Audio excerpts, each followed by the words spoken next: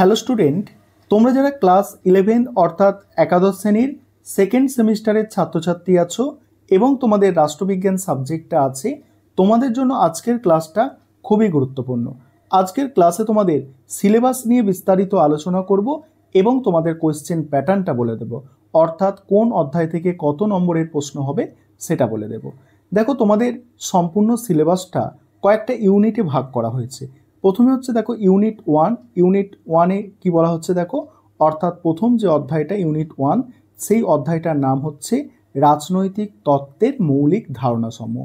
এখানে কি কি পড়তে হবে দেখো, রাজনৈতিক তত্ত্বের ক্ষেত্রে আইনের উৎস পড়তে হবে, শ্রেণীবিভাগ পড়তে হবে, স্বাধীনতার অর্থ শ্রেণীবিভাগ, স্বাধীনতার সুরক্ষা, ঠিক আছে, সুরক্ষার সমতা এর অর্থ এবং প্রকৃতি বিভিন্ন রূপ, সেখানে সামাজিক, রাজনৈতিক, আইন, অর্থনৈতিক, সাংস্কৃতিক ও লিঙ্গ সমতা পড়তে হবে।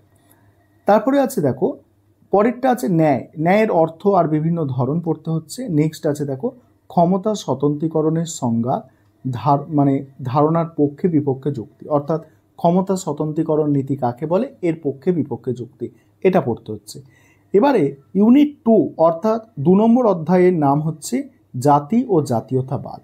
এই অধ্যায় থেকে যে টপিকগুলো পড়তে হচ্ছে, জাতি এবং জাতীয়তাবাদের অর্থ, তারপরে হচ্ছে জাতীয়তার উপাদান, নেক্সট হচ্ছে জাতির আত্মনিয়ন্ত্রণ, জাতীয়তাবাদ সম্পর্কে, জাতির আত্মনিয়ন্ত্রণ জাতীয়তাবাদ সম্পর্কে রবীন্দ্রনাথ ঠাকুরের মতামত। এটা গেল ইউনিট 2।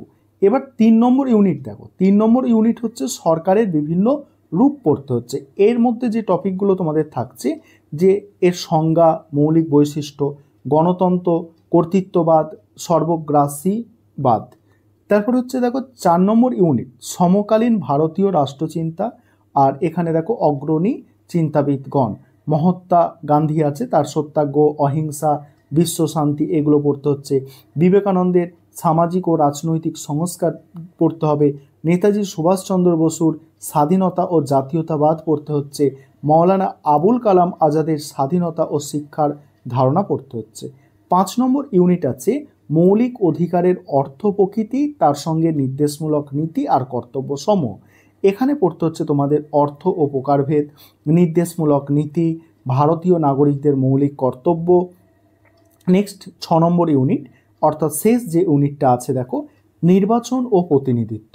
এই অধ্যায় থেকে যেগুলো পড়তে হচ্ছে দেখো, প্রথমে ভারতের পোস্ট সিস্টেম নির্বাচন, তারপরে নির্বাচন কমিশনের কার্যাবলী। এই হচ্ছে তোমাদের সম্পূর্ণ সিলেবাস। এবার তোমরা কোয়েশ্চেন প্যাটার্নটা একটু দেখে নাও। তোমাদের টোটাল 6টা অধ্যায় আছে, 6টা অধ্যায় বা 6টা ইউনিট আছে।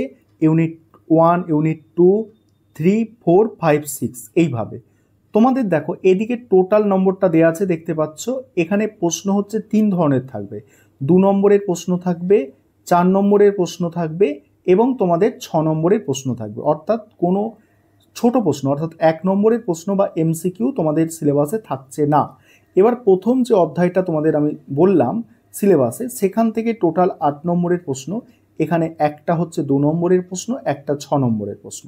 দ্বিতীয় অধ্যায় থেকে একটা 2 নম্বর, একটা 4 নম্বর, টোটাল হচ্ছে 6 নম্বর। 3 নম্বর অধ্যায় একটা 2 নম্বর, একটা 6 নম্বর, টোটাল 8 নম্বর। 4 নম্বর অধ্যায় থেকে 6 নম্বরের একটা বড় প্রশ্ন থাকছে। তারপরে দেখো 5 নম্বর অধ্যায় থেকে একটা 2 নম্বর, একটা 4 নম্বর, এবং শেষ যেটা ইলেকশন অ্যান্ড রিপ্রেজেন্টেশন আছে, ওই যে অধ্যায়টা আছে শেষ অধ্যায়, সেখান থেকে একটা 2 নম্বরের, একটা 4 নম্বরের, টোটাল 6 নম্বরের প্রশ্ন। এবার তোমরা একটা জিনিস খেয়াল করো, এখানে এই যে 2 নম্বরের তোমাদের আমি প্রশ্ন বলছি, এটা পরীক্ষায় টোটাল কটা প্রশ্ন তোমাদের অ্যান্সার করতে হবে? 2 নম্বরে 5টা প্রশ্নের অ্যান্সার করতে হবে। তোমাদের নম্বর থাকছে কত দেখো, নম্বর থাকছে 10। এবং তোমাদের যে 4 নম্বরের প্রশ্ন সেটা 3টে অ্যান্সার করতে হবে, এবং তোমাদের যে 6 নম্বরের প্রশ্ন সেটাও তোমাদের 3টে অ্যান্সার করতে হবে। এই হচ্ছে টোটাল তোমাদের কোয়েশ্চেন প্যাটার্ন।